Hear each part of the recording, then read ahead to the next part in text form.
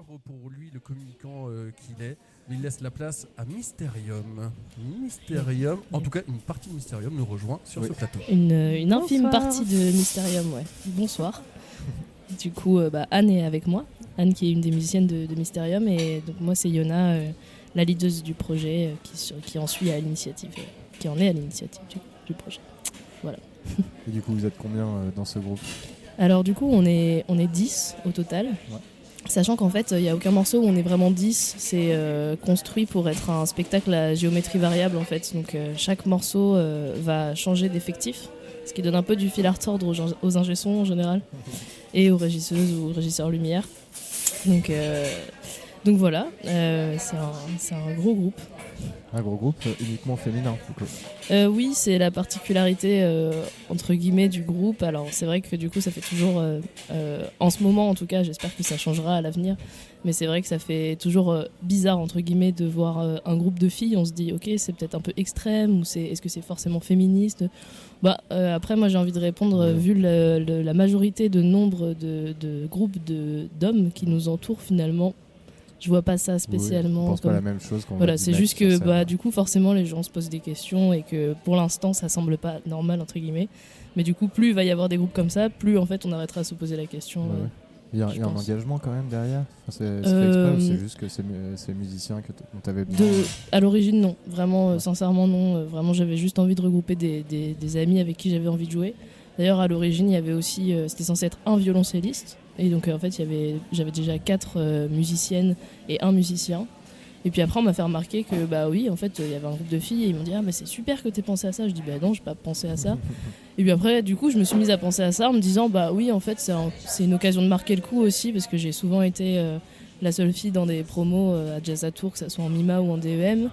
Et du coup là terminer avec un projet où en fait je m'entoure d'artistes musiciennes et pas d'artistes musiciens, du coup ça permet de les mettre en valeur, de créer des modèles aussi pour les filles ou même pour les garçons, qui se disent qu'en fait une fille ça peut aussi être derrière une batterie ou derrière une basse, et pas seulement derrière un micro. Donc voilà, c'est parti de cette idée là plus tard, parce qu'avant j'avais pas forcément envisagé ça, mais c'est venu sur le fil quoi. Très bien, et du coup la particularité de ce projet, c'est de mélanger un peu la littérature avec la musique. C'est ça. En fait, moi j'ai un peu 2 passions, enfin j'en ai plein, mais mes 2 passions principales, c'est d'écrire des textes, des poèmes ou des chansons, et puis d'écrire de la musique, la composer ou l'arranger. Et du coup, je me suis dit, à l'occasion, encore une fois, de la dernière année de Jazz à Tours, pourquoi pas essayer de mettre les deux en fait, et puis de mettre autant en avant le côté créatif dans la musique que le côté créatif dans le texte. Et c'est des textes que toi tu écris, ou il y a des... Alors pas tous, en fait il y a un texte de Charles Baudelaire que j'apprécie beaucoup, il y a un texte de William Blake que j'apprécie également beaucoup, et après il y a d'autres textes que j'ai écrits entre guillemets, mais c'est plus c'est un peu particulier en fait. On appelle ça des santons, parce que c'est des vers que j'ai pris d'autres poètes, donc Baudelaire ou Paul Valéry la plupart du temps, et en fait je les ai retranscrits dans un nouveau texte pour faire comme un puzzle de vers, et faire en sorte que ça aille ensemble, et que ça dise quelque chose de nouveau en fait de ce qui était dit à la base quoi. Voilà. Donc je les ai plus assemblés que écrits. Il y a certains vers que j'ai vraiment écrits, et d'autres où c'est qui éblouissent les feux d'un soleil monotone. Non, c'est pas moi qui l'ai écrit, clairement. Et est-ce que pour pousser le truc jusqu'au bout, tu n'aurais pas pu reprendre des poèmes de femmes ? Parce que là c'est Baudelaire, Blake, Paul Valéry. Ouais.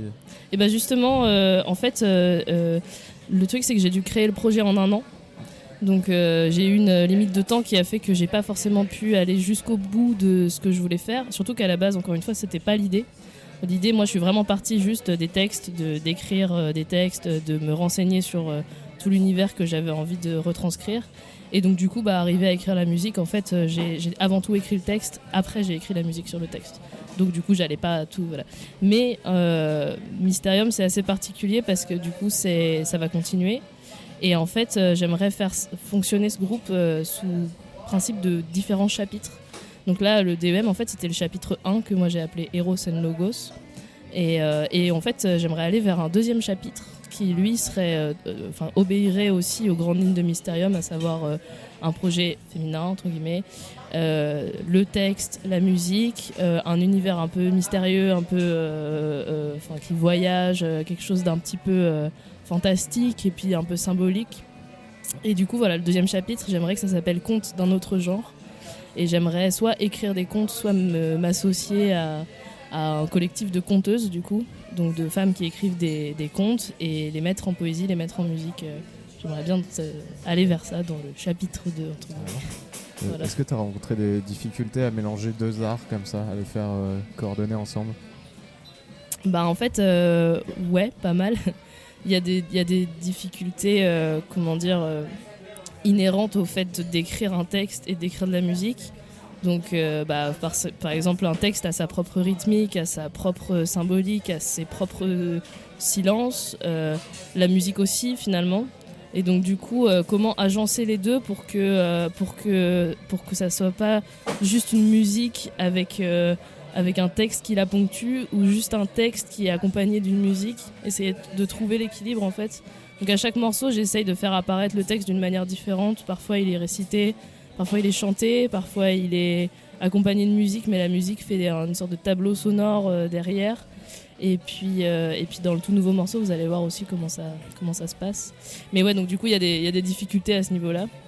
Et après, ce qui est compliqué aussi, c'est juste simplement d'avoir le travail de comédienne d'un côté, le travail des musiciennes de l'autre, et puis savoir parler aux musiciennes de la même manière, enfin d'une autre manière, ou en tout cas juste échanger avec la musicienne et dire ah bah ça tu fais ça, bon ça c'est plus dans mes cordes. Et par contre échanger avec la comédienne, lui dire est-ce que tu peux dire ça de manière un peu plus comme si t'étais un pirate sur un navire et que tu cherchais un trésor perdu au fin fond de l'Atlantide. Et là la comédienne te regarde, fait ouais. Juste échanger sur les mêmes degrés de compréhension, c'est pas simple parce qu'on s'aperçoit vite qu'on n'a pas tous la même sensibilité, et que si pour moi ça paraît évident qu'en fait cette phrase elle doit sonner comme ça, ou que cette note elle doit sonner comme ça, bah toujours essayer de voir comment l'autre personne comprend ça et l'intègre et le fait du coup et se l'approprie aussi. Donc il y a aussi une petite part de code, parce que au final je vois qu'on a toutes un peu des bagages différents, variés.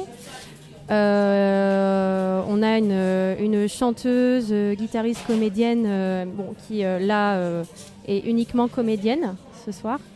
Mais bon, il y a une saxophoniste, flûtiste, il y a une contrebassiste, bassiste, bref, on a plusieurs cordes à nos arcs, et essayer de parler de tout ça avec un langage dont on n'a pas forcément les codes, c'est pas évident, mais je trouve que jusque-là, on va dire, dans le degré de la sensibilité, on arrive quand même à se comprendre et à trouver une émotion, quelque chose qu'on a envie de donner.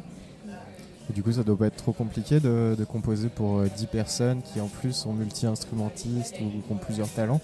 Comment tu te débrouilles? C'est toi qui fais tout toute seule, ou tu laisses quand même une part de liberté Alors non, j'essaye vraiment au maximum quand il s'agit de la création artistique pure et dure de faire ça moi-même.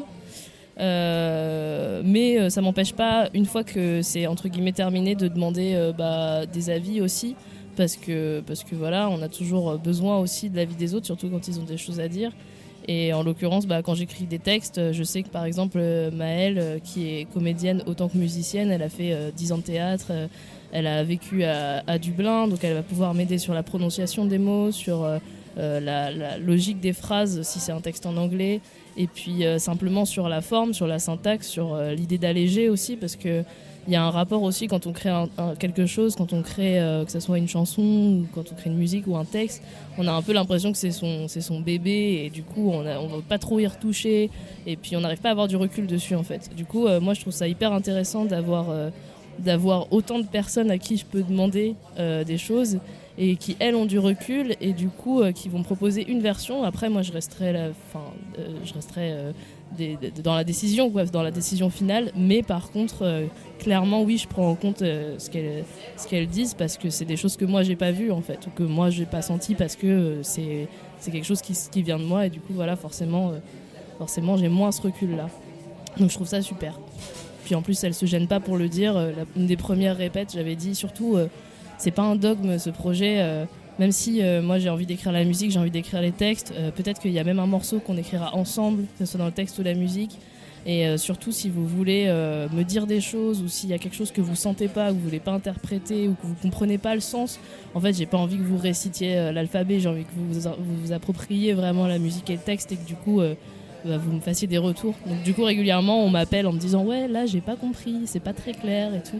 Et au début elles avaient un peu peur de blesser mon ego et du coup elles étaient mais tu sais c'est super bien quand même. Je dis mais non vraiment genre va droit au but, dis-moi ce qui va pas, vas-y on fait quelque chose et puis ça va bien se passer quoi.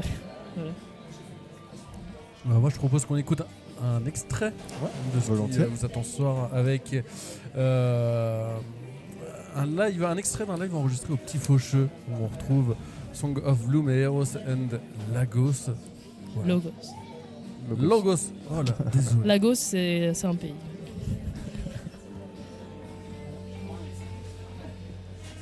À retrouver ce soir. À quelle heure on vous retrouve 18h30 dans le cadre des 40 ans sur de Jazz à Tours à la quinquette principale. Le vert paradis des amours enfantines, les chansons, les courses, les baisers, les bouquets, n'ont dans notre monde ni leur lieu, ni leur place. Et comprime son cœur comme un papier qu'on froisse.